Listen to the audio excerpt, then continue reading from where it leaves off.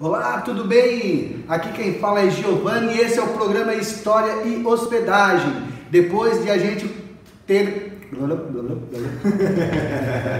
Olá, tudo bem? Aqui é Giovanni e esse é o programa História e Hospedagem. Depois de a gente fazer uma abordagem com 3 estudantes da instituição, agora é a vez de conversarmos com 3 professores da instituição, relacionando as suas disciplinas com o ensino integrado do técnico de hospedagem. Esse é o programa História e Hospedagem. Roda a vinheta, Ulisses!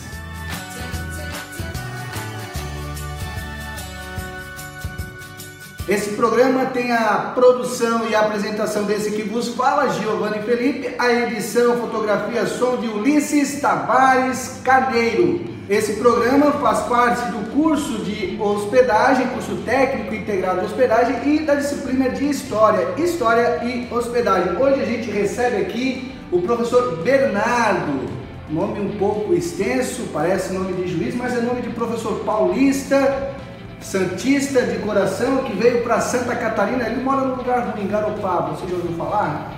É a terra do professor Bernardo.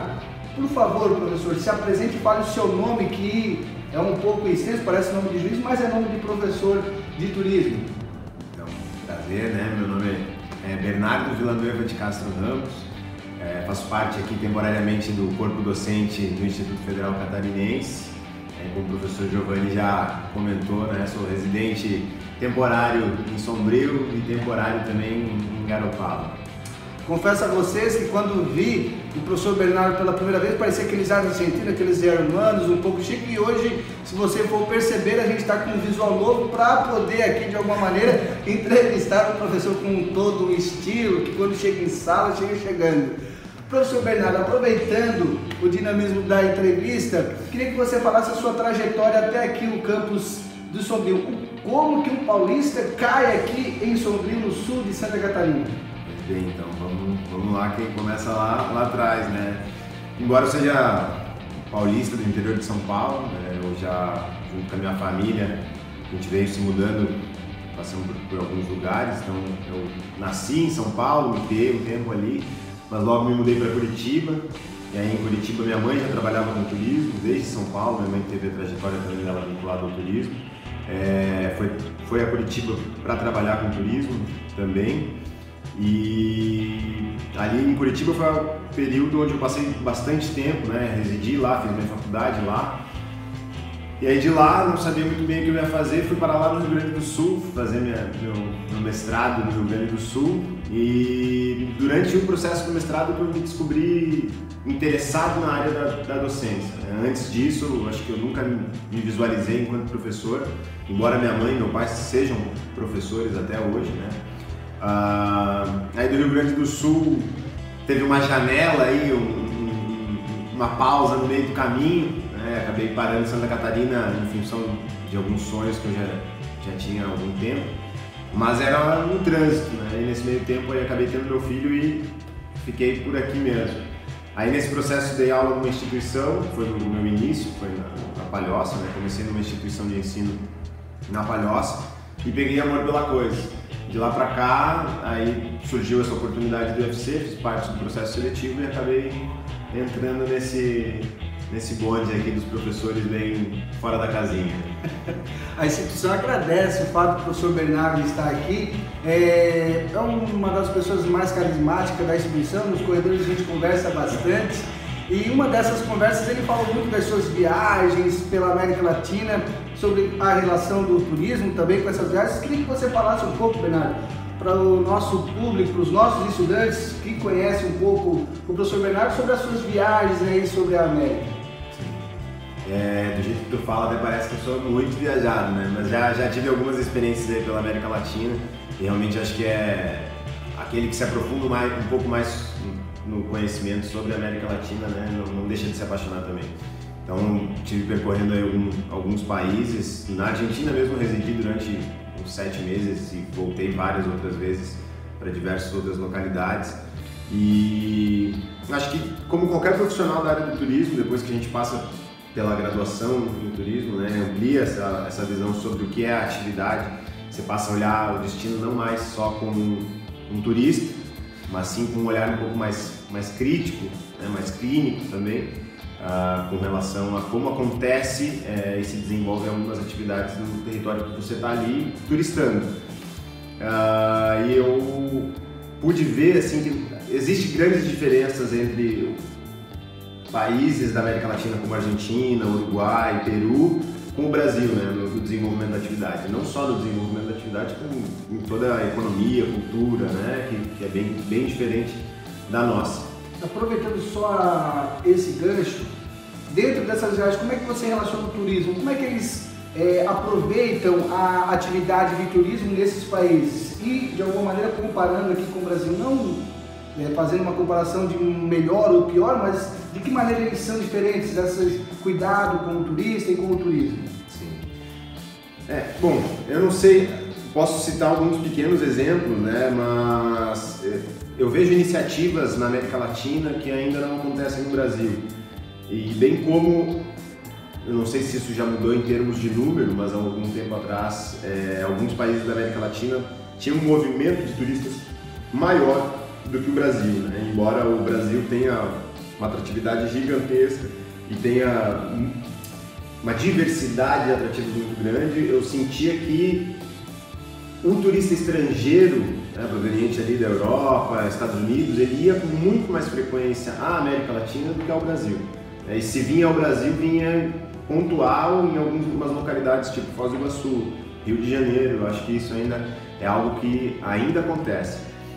Lá, por exemplo, eu lembro que na minha última viagem no Peru, eu conheci um meio de hospedagem que tinha a proposta do pague o quanto você acha justo. Então, se você achava justo $5, você pagava $5. Se você não podia dar isso, eles não te negavam, né, se você não podia pagar, mas eles não te negavam abrigo. Então, tinha pessoas que pagavam um pouco, conforme aquilo que poderiam, e tinha pessoas que pagavam além do que seria o valor, talvez, da hospedagem, em função de terem gostado demais daquela experiência. Isso acho que hoje deve ter uma que outra iniciativa desse sentido no Brasil. E uma coisa para mim bem marcante é que o receptivo da América Latina, não sei se talvez pelas configurações geográficas e até de desenvolvimento econômico das localidades, o receptivo é muito mais atuante, muito mais consolidado do que no Brasil. No Brasil, o receptivo, que são essas agências de receptivo que fazem os passeios, eu vejo que elas existem, mas elas não têm uma adesão tão grande por parte do brasileiro e do estrangeiro. Enquanto na América Latina parece que existe até uma interdependência entre você fazer alguns passeios com você comprar aquele produto com receptivo. Então eles estão bem desenvolvidos nesse sentido. Para as pessoas que curtem aqui o canal, que visualizam de alguma maneira, e até mesmo para os seus estudantes, professor Bernardo, eu queria que você pudesse fazer um destaque dos lugares legais que você visitou, que poderiam ser também visitados por aqueles que nos veem hoje. Aí é muito particular de cada um, né? Mas... aquilo que você recomendaria? Em termos de América Latina ou do Brasil também? Das suas viagens, dessas suas experiências.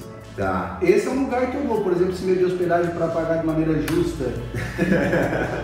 Mas com certeza eu acho que vale a pena ser visitado, né? Principalmente porque ele representa algo que a gente não vai encontrar, bem possivelmente, daqui a alguns anos. E hoje também já é difícil de encontrar um lugar parecido, no sentido da proposta, né? Mas é Cabo Polônio, né? Ou seja, que você tem contato com uma coisa muito rudimentar ainda, muito anterior, que é quando baixou a luz do sol, não tem mais luz. Onde fica? No Uruguai. Existem alguns geradores em Cabo Polônio, e esses geradores normalmente estão concentrados perto do farol e são de alguns pequenos bares, e nem sempre eles estão ligados. Então, tem um contato com o dia e com a noite, né? Fora todas as outras experiências que você pode vivenciar em Cabo Polônio. Outro que eu acho que vale muito a pena ser visitado é Huaraz, no Peru, onde ficam as Cordilheiras Brancas e as Cordilheiras Negras.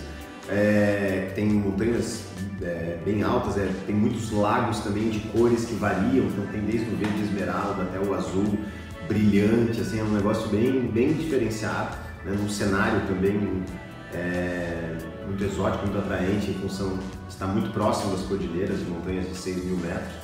E Cusco, acho que Cusco também é uma cidade com uma relevância histórica muito grande, né? Vale a pena ser visitado.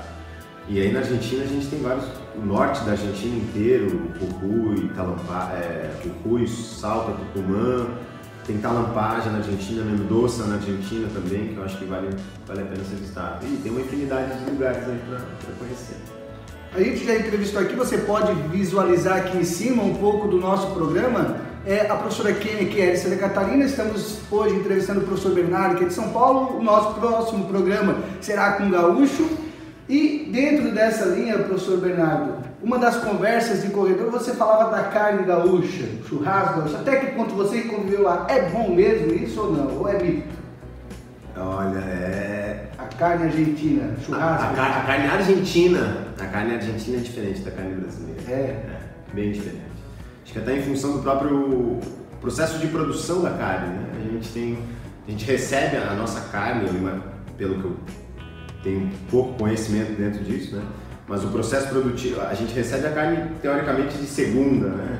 Enquanto que na Argentina tem muitas vezes contato com a carne de primeira, de um gado que foi cultivado em pasto livre, né? Não necessariamente recebeu uma carga de ração, então isso tem uma diferença na carne, assim, fora que o jeito de fazer o assado é diferente. Assim. Então vocês vejam a cultura de um professor que de alguma maneira, além do carisma, tem toda uma experiência cultural por vários recantos aí da América do Sul. E uma das conversas também, anteriormente com o professor Bernardo, ele falava das suas pesquisas, que eram a sustentabilidade do turismo. De alguma maneira isso me tocou, porque a gente faz um mestrado em ciências ambientais e de alguma maneira é um assunto que nos interessa e tenho certeza que interessa a você. Professor Bernardo, o que é sustentabilidade no turismo? Com relação à sustentabilidade no turismo, eu particularmente sou uma pessoa que questiono esse conceito e a aplicabilidade da ideia de sustentabilidade no turismo. Embora eu questione, não é algo que tem que deixar de ser perseguido. Eu acho que é muito relevante, inclusive, que se vise cada vez menos ter uma interferência na natureza como a gente está tendo hoje. Então é necessário, inclusive, que a gente repense as formas de utilização dos recursos naturais, né? E não só dos recursos naturais, que a sustentabilidade é algo muito amplo, visando com que as futuras gerações, que aí vem um conceito, possam usufruir desses recursos da mesma forma ou de uma forma que supra as necessidades deles no futuro. Então, nesse sentido, eu acho que é necessário percorrer e tentar cada vez mais otimizar o uso desses recursos. E no turismo a gente vai passar por diferentes fases desse discurso, onde muitos se apropriaram do discurso da sustentabilidade mais como um merchandising, um marketing para promover o seu negócio, porque era um nicho de mercado, pessoas que estavam interessadas em propostas mais coerentes com a natureza, mais condizentes com os seus anseios pessoais. E aí muita gente entrou no mercado se apropriando dessa ideia de sustentabilidade mais como um discurso do que uma prática, uma política.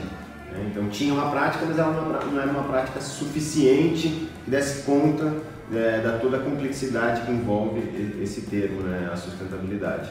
Isso aí é um problema hoje do turismo a nível do Brasil. Quais os problemas, professor Bernardo, do turismo em relação ao Brasil, aqui ao Sul? E até saindo um pouco do roteiro, eu lhe pergunto, hoje o turista brasileiro, ele é educado? De alguma maneira, quando fala em sustentabilidade, ele pode ser sincero, professor Bernardo, lembrando que isso aqui também é uma videoaula. Sim.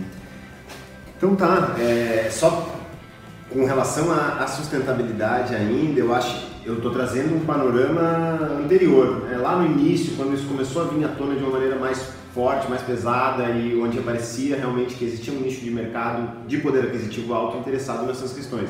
Acho que a gente vem transitando por uma fase onde cada vez mais se vê ações de sustentabilidade no âmbito turístico, e aí a gente vai em meios de hospedagem, em atrativos, enfim, em todos os elementos da oferta turística.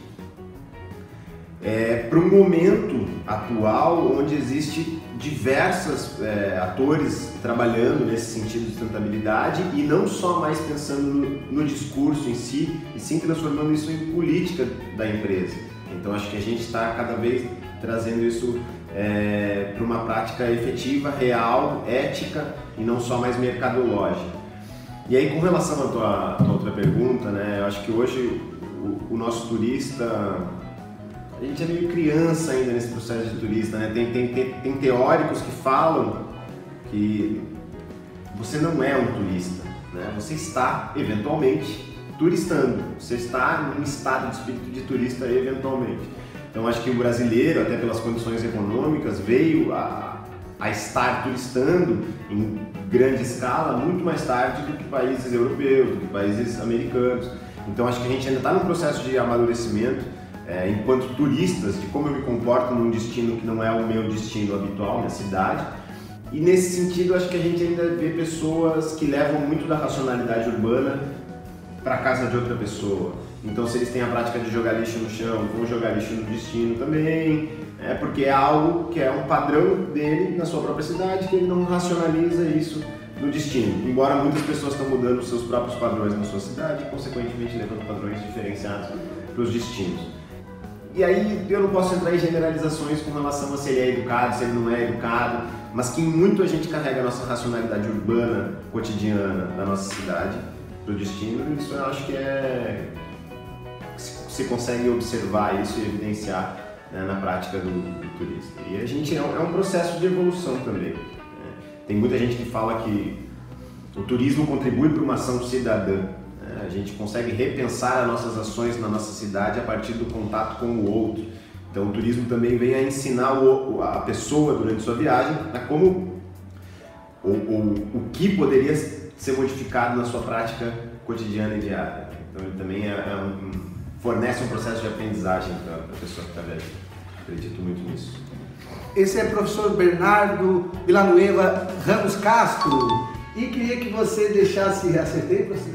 Quase lá, tá tudo bem. Mas queria que você pudesse deixar como mensagem final, se você imagine assim, professor, você pudesse ser uma pessoa que pudesse levar propostas para o turismo, quais propostas que você levaria para o turismo em termos de políticas, em termos de até mesmo como disciplina? Como mensagem final, quais as propostas, o que o turismo, o que o segmento precisa hoje no Brasil para poder deixar de ser criança?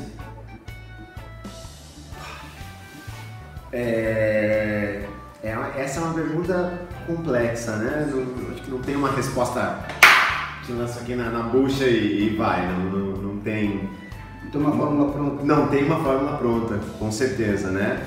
Eu acho que algo que é crucial, assim, é a gente acreditar no potencial criativo das pessoas que participam e estudam o turismo e deixar de pensar igual a colônia, né? Eu acho que isso não se reflete só no turismo.